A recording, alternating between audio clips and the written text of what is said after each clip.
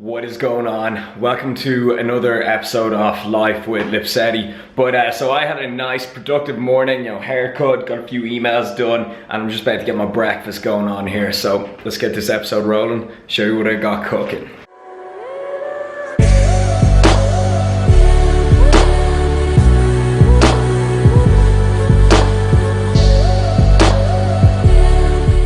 So just got some veggies going on, a really lean beef burger and 2 fried eggs. Still on that kind of saving my carbs for the evening hype. Alright, so just before I dig into this, I'm going to run you through my day a little bit. Cardio is going to be a bit different today. A friend of mine owns kind of like a boxing gym, and he's offered me to say, hey, do you want to change up your training a little bit, stop things from getting dull, come down, we teach you how to do a bit of boxing, and also put me through kind of a conditioning session. So I was like, oh, hell yeah, I love getting out of my comfort zone. So I'm gonna record that today. It'll also be good content for you guys to see somewhere different, see me do different type of training, and just see how we get on in general. So I'm gonna eat this now, get ready for the day. I'm actually training legs again today. You're probably like, I'm not gonna record it because you're probably like, oh great, another leg session. It's because my routine goes legs, push, pull, legs, push, pull. So if I record like every 2 to 3 days, you're gonna see the same session again. So, there's no real point in me showing it. I'm just gonna get a session in without the camera. But right, I'm gonna eat this and then I'll also answer a few emails on camera as well. So catch you in the next clip. The moment you wake up, get hydrated. A question that I kept on getting on a couple of videos and even in emails and inboxes and stuff like that is, Rob, how are you gonna change your macros on this cut? How are you gonna update them as time goes on? And basically, the main thing you need to keep in mind here is if it ain't broke, don't fix it. If you're still seeing progress, don't change a thing. Some people are like, oh, are you gonna drop carbs or do all this? And it's like, no, why would I have myself eating less when I'm still making progress? The only time you need to make up some changes, you need to update your plan, is when progress stalls. What's the point in having you eating less when you're still making progress? The lower your calories go, the more risk you put yourself in of losing muscle or strength in the gym. It's funny with clients as well, like they're checking in every week and they're seeing progress, their lifts are either maintaining or increasing, and they're like, oh, are you gonna change my macros this week? And I'm like, well, no, unless you wanna eat less for no reason. And they get kind of disappointed, but it's like, it would be bad coaching on my behalf to lower their macros just for the crack, like literally for no reason. And when I do change my macros, it will be lowering them in the form of either carbs or fats. Some people say you should just lower carbs, but this is when you have to kind of take into account what does your body respond to better. Like I find that I've tried a high fat, low carb diet, I've tried every single type of ratio, and I found that higher fats just doesn't really do much for me, but yet when I keep my carbs higher, that my gym performance stays really good. So I found for myself that, hey, I should lower fats a little bit down. I also don't find them as satiating, satisfying. So I choose to lower fats a little bit and carbs a little bit too. But some people, when they go low fat, they feel like complete shit. So then in that case, you should keep fat where it is and lower carbs. So play around with a couple of things, and it really comes down to personal preference. So to wrap things up, if you're still seeing progress, do not change a thing. If it ain't broke, don't fix it. Really does apply in this scenario. So I hope you found that helpful if anyone is on their cut at the moment. So that's today's little kind of email talk in place of the cardio chat. So time to get on with the rest of the day. I think I'm gonna go for one of these for pre-workout today. I think I'm the only YouTuber in the YouTube fitness community that gets hooked up by Monster Energy with free cans of Monster. Ain't nobody else got that going on. That's my claim to fame. I love when I come outside the gym. I got the best parking space in the whole place. Don't mind me just talking to the camera like an absolute weirdo. Be on YouTube. Yeah. See you, bro. Tips for any YouTubers out there: the sooner you stop giving a fuck about vlogging in public, the better. Just embrace the weirdness and you'll get better confidence on camera, and you'll just give out better content. So when anyone sees me vlogging in public, I'm just like, yep, this is me. All right, my friends, so usual post-workout shake. We got kale, banana, almond milk. whey isolate. I'm gonna add some mocha flavor drops because I love kind of coffee mocha flavor. Then creatine, fish oils, and vitamin D. Obviously not putting them in the shake, just taking them with it. And now this shake, this post-workout shake, is more important than usual, and let me tell you why. Oh, that shake was good. I'm actually gonna have some rice cakes as well. Maybe watching YouTube, do some more emails. But anyways, why was that post-workout shake more important than usual? And it's actually really easy to explain. And the reason for that is because I have 2 training sessions today. And when you have 2 training sessions a day, post-workout glycogen replenishment becomes much more important, and let me tell you why.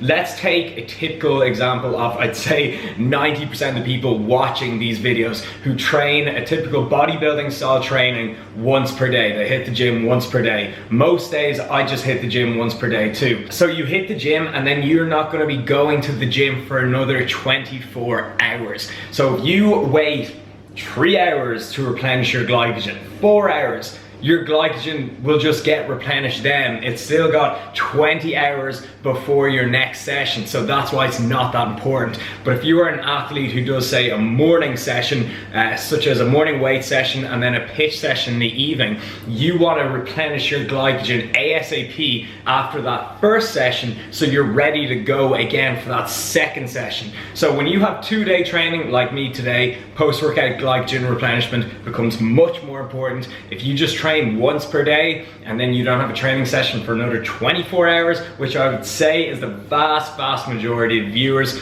then don't worry about it so much. You know, don't be running to the changing rooms to get in like a banana or rice cakes or something, just eat when you go home or something. Because like I said, you're not training for another day.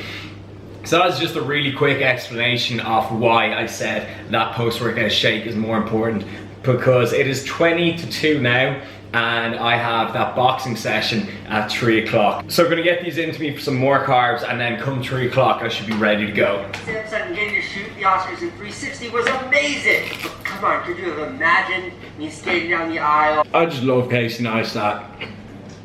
If I could get my vlogs even half as entertaining as his, I'd be doing great. So just thought I'd quickly show you guys what I do to season my chicken. So we've got chopped garlic, black pepper and hot chili powder, and also a bit of hot sauce. And I'll just put it in a plastic container like this and shake it around.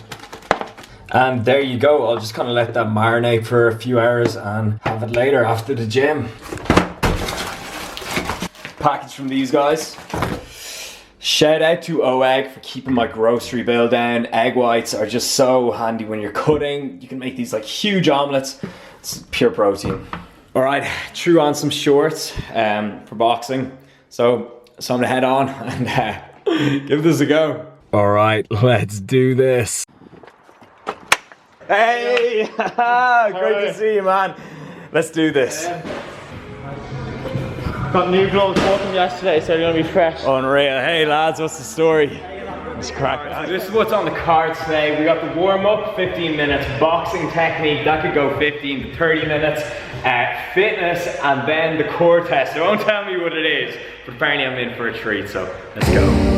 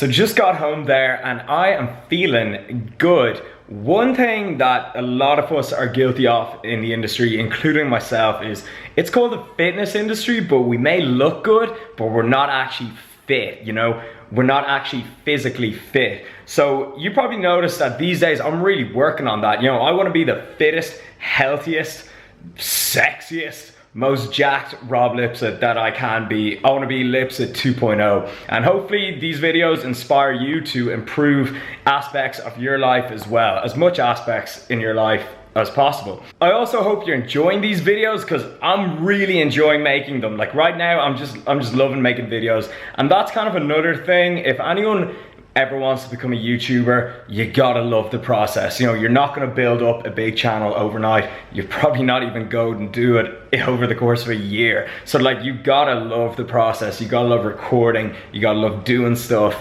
and you gotta love editing. Like, I actually do like editing. The process can take a while, but when you're finished it, I love looking at it and be like, that's a nice piece of work I just did. So I'm gonna wrap this video up here. Thanks so much for watching. Just loving the YouTube these days. So thanks, I'll see you next episode. Keep it real.